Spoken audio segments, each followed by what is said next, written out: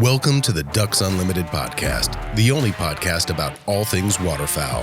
From hunting insights to science-based discussions about ducks, geese, and issues affecting waterfowl and wetlands conservation in North America, we bring the resource to you. The DU Podcast with your host, Chris Jennings. Today I've got a very special guest. I've got the director of the sporting dog group for Purina, Carl Gunzer. Carl, welcome to the show.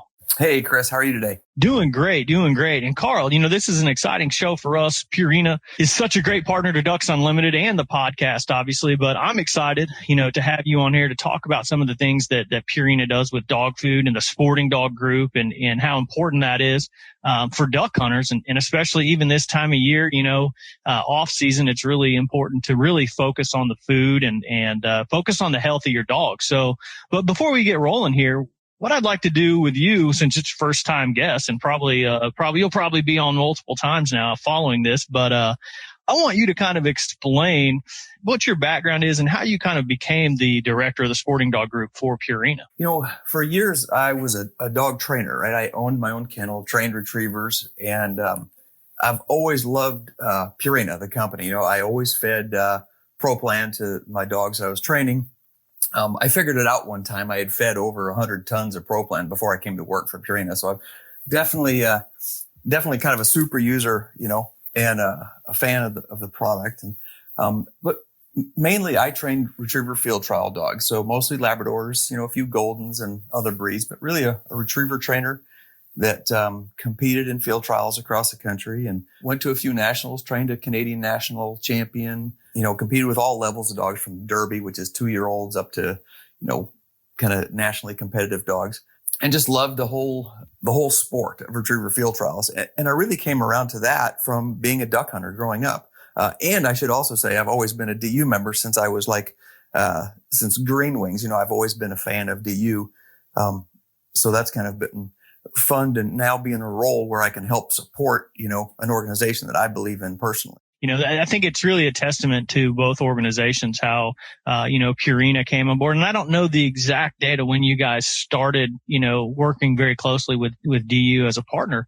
But, I think it's going to be interesting for people to know how Purina and DU kind of, really work seamlessly in not only just in, as far as like the sporting dog group and the dog food and things like that, but also on the conservation side. Can you kind of talk about, why Purina is involved with DU and what that relationship means to Purina? Yeah. So it's a great example of a relationship, or really I like to think of it as a partnership across a lot of different levels in our company, So, maybe one of the obvious things is, right, hey, you've got 650,000 members, most of them own dogs, and we make dog food, right? So that's kind of a no-brainer. Mm-hmm. But, really, one of the company's focuses has been making really high quality, nutrient-dense foods for sporting dogs, which is why I fed Pro Plan and why a lot of most trainers and competitors that really compete are feeding Pro Plan. Turns out that's great. It's a great fit for hunting dogs as well. So that's kind of a natural fit from a usage and a marketing and a brand side. But the other important thing is, as a large company, Purina uses a lot of commodities in the manufacturing of our dog food. So, as a big company and as a big user, we've got an obligation to the environment. We have to ensure a high quality, sustainable supply chain. We've got, making our food, we use a lot of ingredients, chicken, rice, beef, fat, all those things. And it's important for us really to invest in clean air and water and soil health for the environment, but for Purina to have a sustainable future. I think, Jack Scott, our VP of sustainability, I saw a quote from him last week, and he said, healthy products are made from healthy ingredients grown in healthy ecosystems. And so that's really kind of the nuts and bolts of it. And so we work with organizations like Ducks Unlimited, the Nature Conservancy, Pheasants Forever, Ruffed Grouse Society, other conservation organizations that help us be good stewards of the environment. No, that's awesome. And I know we are definitely excited to constantly be working with you guys. And, it's just like you said, it's certainly a partnership that, has lasting impacts on several different levels. Before we get right into, the dog food, I kind of wanted to just explain, to our listeners, Purina has it's the headquarters there in St. Louis, correct? Yes. Yep. We just celebrated, I think, the 125th anniversary. So the company's obviously really a founder in animal nutrition, let alone pet food. But it goes back to the 1800s of basically starting in animal nutrition. But there's plants throughout the country. I think we have about a dozen dry food plants in different states. Some wet food plants. But besides being in North America, it's a global company. So there's Purina dog food in, Europe, Asia, South America, all over the world. Yeah, that's awesome. And that's what I kind of wanted to touch on and explain. I was fortunate enough to be invited up there by you guys a couple of years ago and went to St. Louis, and you guys had just an awesome event.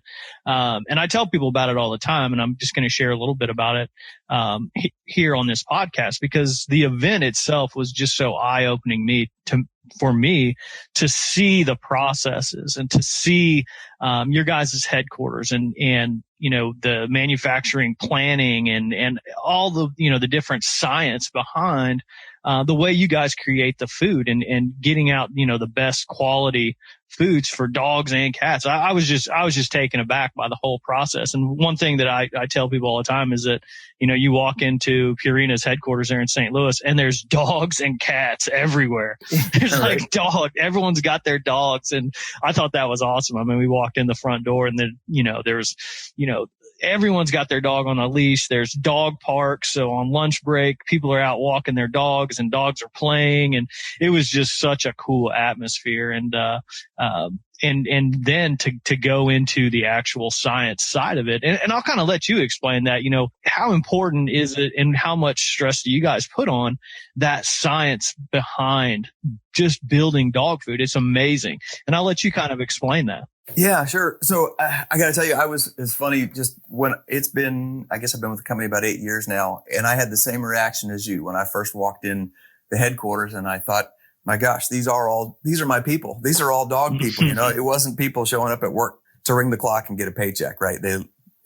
Every employee I know has dogs, loves dogs and cats, I should say, and cares about them. So I think that's really an important piece, but it's so much more than kibble in a bag. A lot of people think that we're just making something to feed a dog, and I like to think of it really as science in a bag.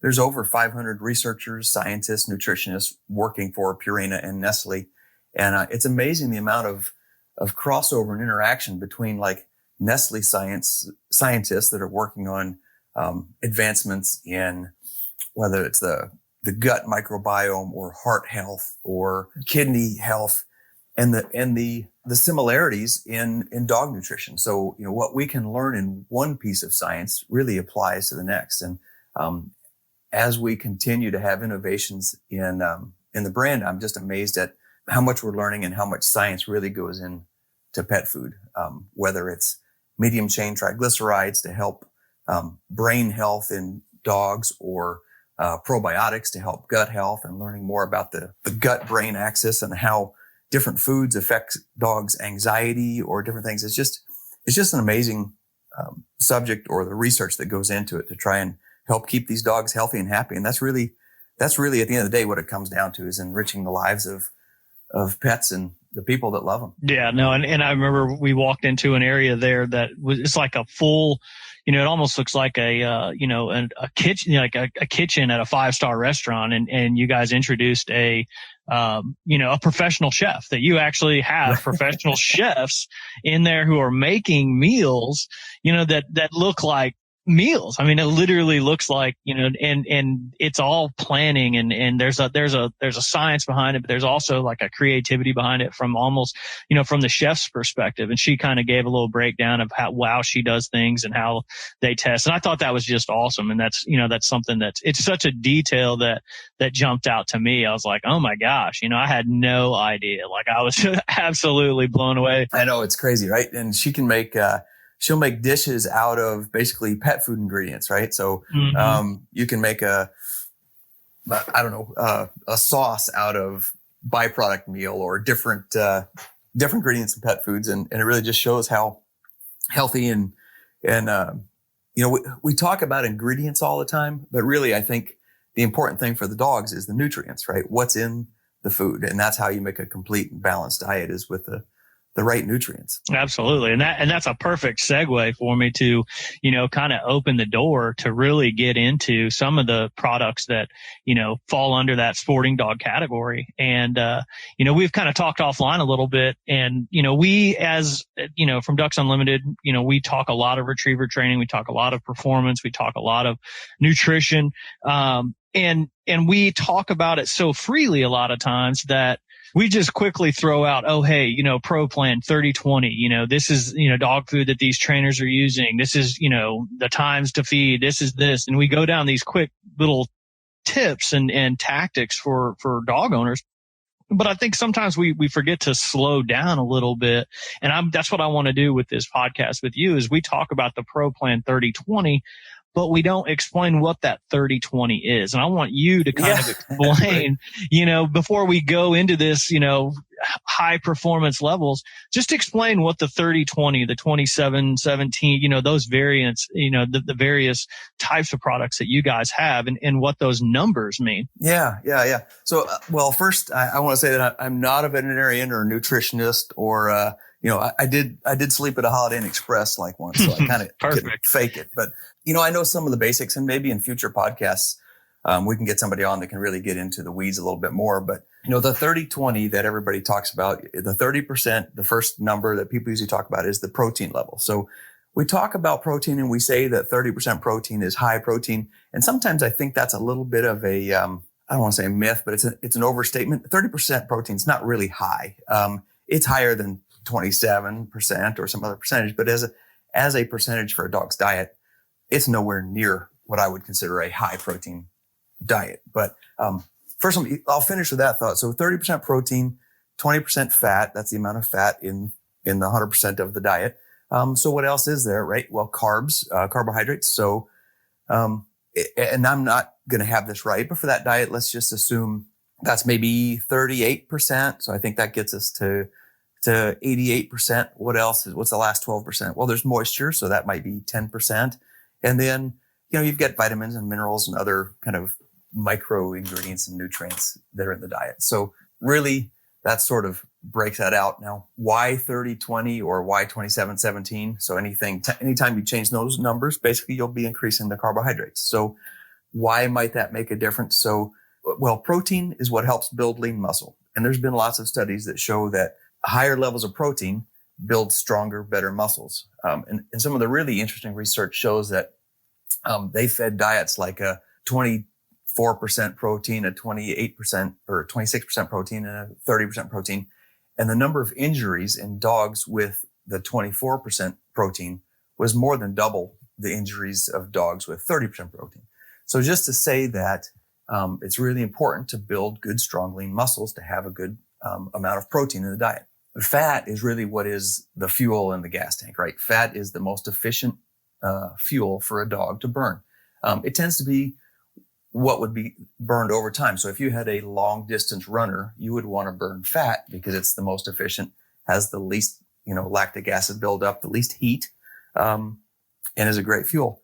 Carbs, on the other hand, burn a little quicker. I think maybe in human terms, we would equate that to maybe like a sprint deal, but it doesn't have the sustained energy of fat. So all of that to say that, a higher protein and fat diet is generally more calories.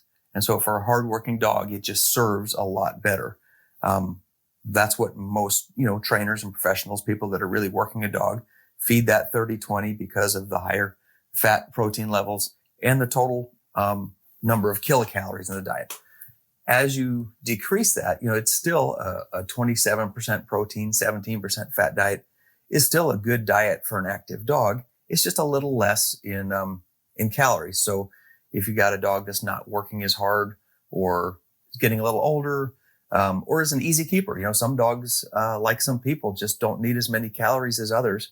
A 27-17 is a great product for a working dog. That's a good explanation. And all of our listeners, as you listen to Carl kind of explain this breakdown, and it is, and I'll be the first one to say it is very technical and it's very, in the weeds, but people can go onto Purina.com/ProPlan and look at these ingredients, as they're making a decision on a food and whether it's protein or fat, but you can go in there, you can download the full ingredients list. I mean, there's PDFs you can download. People can really do some pretty cool research that Purina's already done for you. You just get to read it. I think that's a great resource for people. Yeah. And Chris, maybe, I probably overthink or overconfuse these things because I'm interested in it, right? But at the end of the day, if you go online, there's an app that asks questions about the dog and you can help find exactly really what your dog needs. And it's based on, age, weight, activity level, life stage.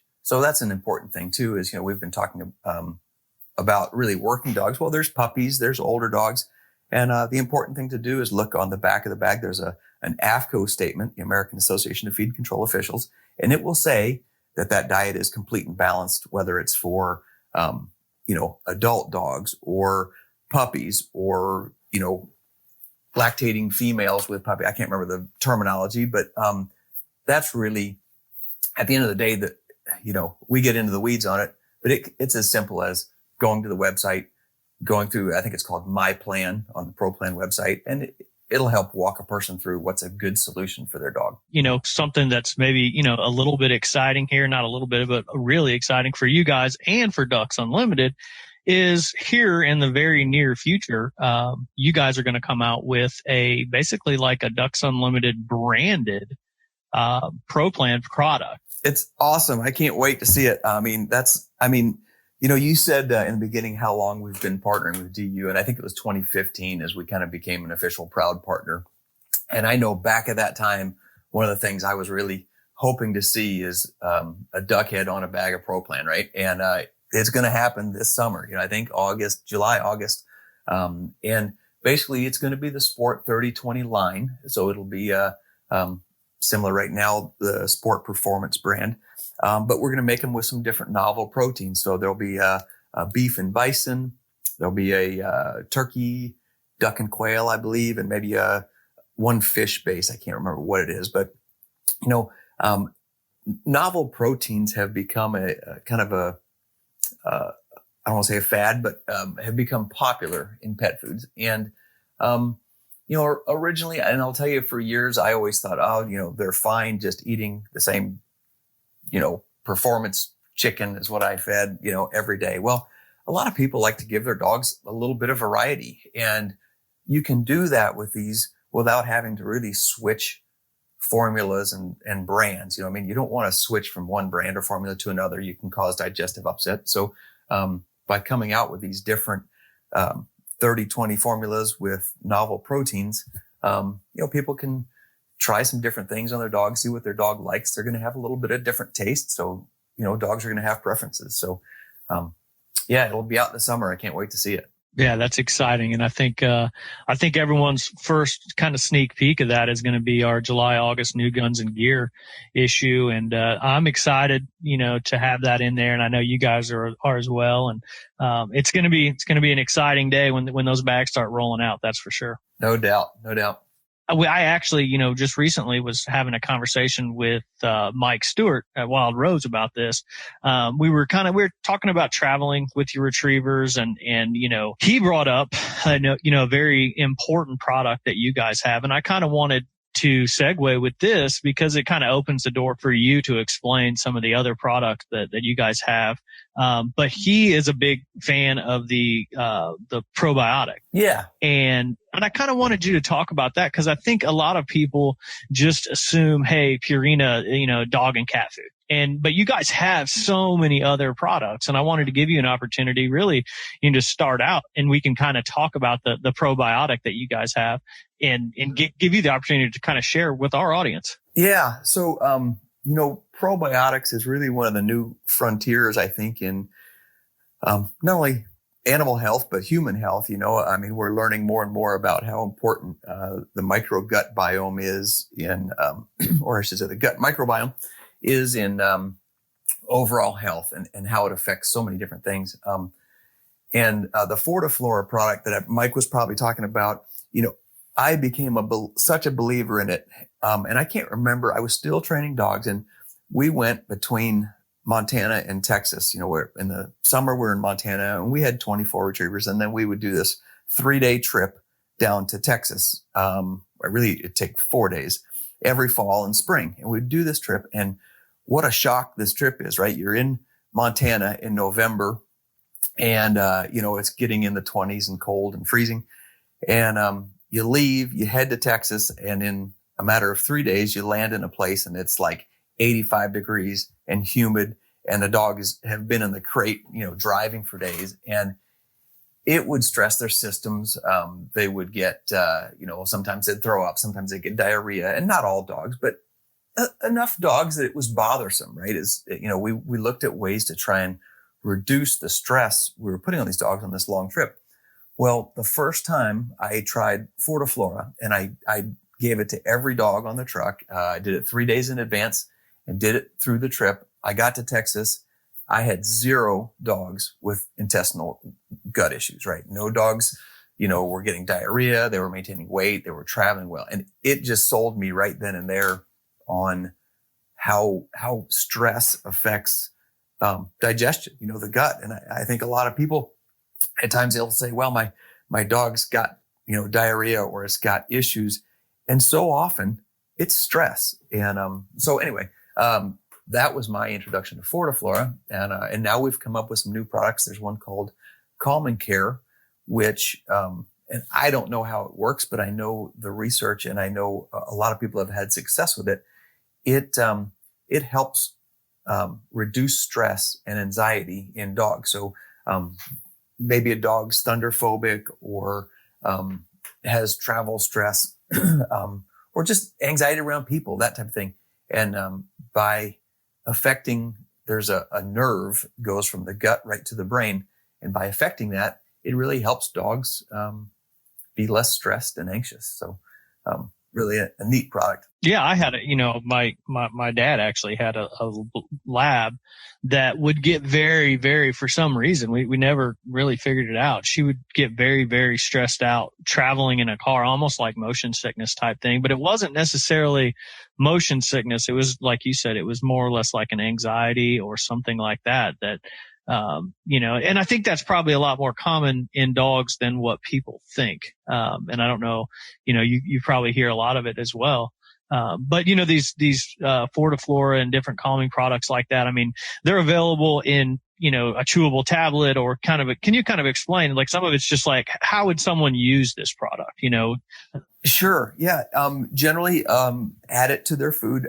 It originally came out, Fortiflora was in a little sachet, I think it's called, or I don't know, a little packet, and you just sprinkle it on their food. And, it tastes really good too. So that's actually one nice thing, is it helps encourage eating. So for those trips where some dogs would kind of want to go off their food, it really helped keep them eating. You can add it to water so they'll drink more. That helps keep them hydrated. But then for kennels and larger applications, it became kind of a pain, like when I was traveling, to have to, tear open 24 little individual sachets. So the tablets is a whole lot easier for kennels and people with a lot of dogs, or people that feed it on a daily basis, Yeah, no, it's a convenient little product, and I think, people should really look into that. Hey, before I let you go, I kind of wanted to, we've really discussed the Purina Pro Plan, some different products. We've gotten into that, but we haven't really gotten into, some of your background, which I think is just fascinating, that, you've competed in so many different national championships and, national finalists, and, you have a 2-time Canadian national champion, that you've trained. And kind of explain to our audience how process works from, taking a dog from a puppy to a national champion. And I know that's probably a 2-week long conversation, but kind of give it, kind of give our audience an idea of how you do it. And I think sometimes we miss out on that. We do a lot of really focused hunting content, but we don't necessarily get into the competitions as much. And I think you're the perfect guy to kind of explain how that works. Yeah. And, maybe a good comparison people can think of. And so I'm a horse guy too. I love horses, and I'm not, I wouldn't call myself proficient with horses and training them, but everybody can sort of relate to the idea that you've got a trail horse, which is a really nice, useful animal that gets a job done. It takes you someplace, and it needs a certain amount of training to be a good trail horse. Compare that to, a dressage horse or a horse that's run the Kentucky Derby, or competing in reining competitions. The basics are all still the same in the beginning, right? The horse has to learn to respect people. It has to learn to accept a rider. It has to go through all those parts. But then after that little basic part, then the direction you go gets very different, right? Whether you're going on a track or, dressage or reining or roping or whatever. It's kind of the same with the dogs, right? In the beginning, it's all the same. It's creating that bond between the puppy and the person, teaching the puppy to learn how, what pleases you, what doesn't please you, how to, learn new tasks like sitting and going to a place and doing these little things, coming, and how to reward them. And then as they grow, just the amount of, training that you put on them, then it begins to become a little different. So if you want a dog to run blind retrieves for hunting, that's another little step up. Whereas a field trial dog, learning blind retrieves, doing a trained retrieve, all those things are going to be required. You can't compete without it. So, basically the beginning is the same, but after kind of what I call the basics or the fundamentals of hear, sit, learning to cast, take directions, learning to retrieve, the field trial training just becomes that much more intense and demanding in the distances and challenging a dog's, challenging their memory, trying to remember where the birds are, challenging them physically to be able to do multiple, 200 and 300 yard swims, and stay focused, right? Not give up, not quit, so that's sort of, maybe a little the difference between what would be the, average hunting dog and the best field trial dog. And that's what's so great about these Labradors is, while we breed for, high performing trial dogs, there's so many similarities across all the Labradors. Their desire to please, desire to retrieve, all that. It just makes them great companions. Yeah. And when you kind of make that transition from, your average hunting dog into, these really, really high end field trial dogs, that's kind of where my question leads back to Purina, where, is that where that performance, that nutrition, really comes in because you're working these dogs so much harder? Absolutely. And Chris, there's really, until a dog is older, there's really no off season, right? When you're training a field trial dog, for their first 3 years, they're basically in training all the time. They have to have breaks. They have to have some time off. But, for kind of a perspective, when I was competing, I used to run about 28 field trials a year. And they're all over the country, right? They're not all just in your town. So you're traveling, you're doing, and a trial is 3 days long. So, you're traveling hundreds of miles, at least every other weekend, to events. And you're going to a national, which you spend a week preparing for and then a week running. So the national is 2 weeks straight of work and training. So these guys are really like, elite athletes. They need a little bit of downtime. And as they get older, I really used to recommend, the dogs getting a month or so off, maybe 2 months off, to just not wear them out, let them sort of recover and feel good. But it's really, it's a lot of, they're athletes. It's a lot of work. And that's when it's really important just to have a good food to keep them healthy. Absolutely. No, that's great. And here's my last question before I let you go. And this is something I've always, I've never done any type of field trials or anything, anything like that. But I've always wondered, I've watched a bunch of them and I've seen, I know guys who do, but when you get into something like the national championships and, it is super, super high stakes, these are, you're competing against the best dogs in the entire country.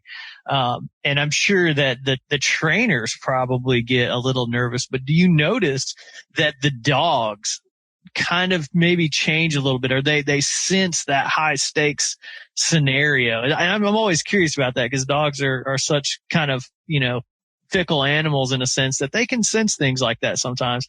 Do you notice that the dogs kind of change? Absolutely.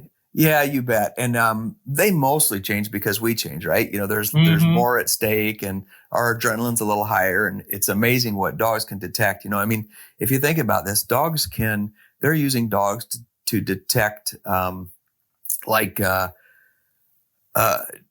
diabetic reactions before they happen, right? They can detect blood glucose levels and different things before somebody even has a diabetic seizure. The dog can detect it. It's amazing what they can detect in us. And if they can detect that, they can detect adrenaline, anxiety on our behalf, all those things. Plus, the national it's always a bigger venue, right? There's more people, there's more dogs, there's more, there's loudspeakers and all these things going on. So you're right. The dogs, they know it's different, just like we do. But I think they're amazing. It's really amazing how dogs can read people. And that's one of the things I think there's a lot of studies going on about that. And I've listened to a few podcasts with some animal behaviorists and other people that talk about dogs reading people. And it's really incredible what they can do. Yeah, it is. And I know I've even had that conversation with Mike Stewart about, cause he does train some diabetic dogs, diabetes detection dogs, I should say. And it's always fascinating to hear how those dogs can know that and how they can learn that. And then, it's just a fascinating, and yet another fascinating thing about, these dogs that we all appreciate just, hanging out with. And mine is just a hunting dog, and I'm like, oh man, I kind of feel bad. You're just a hunting dog. But it's, it's something that I wouldn't trade for anything. So. Right.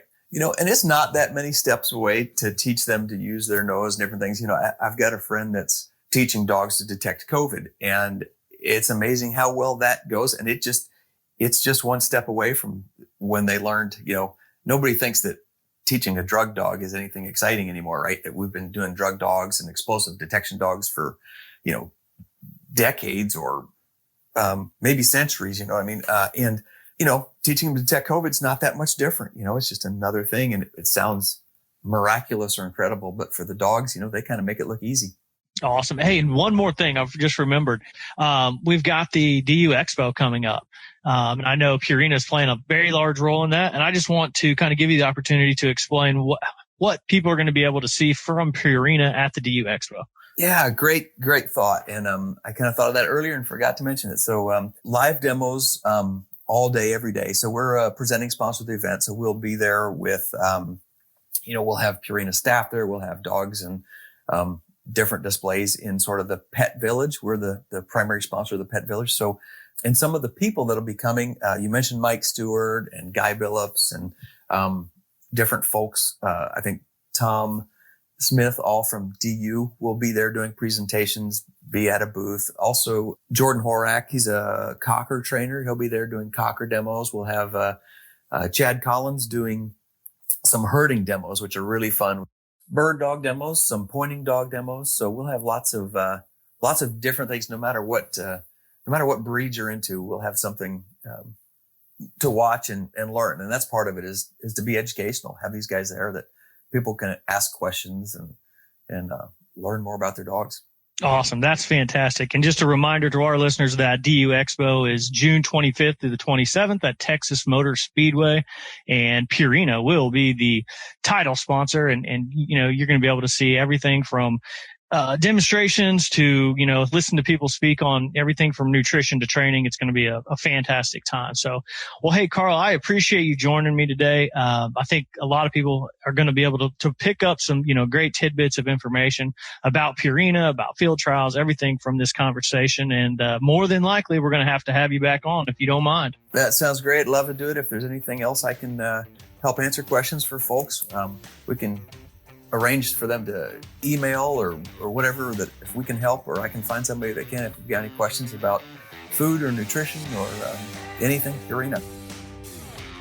I'd like to thank my guest, Carl Gunzer, the director of the Sporting Dog Group for Purina, for joining us today and walking us through some of the Purina products and even some new products that are coming out very shortly. I'd like to thank our producer, Clay Baird, for doing a great job of getting the podcast out to you. And I'd like to thank you, the listener, for joining us on the DU podcast and supporting wetlands conservation.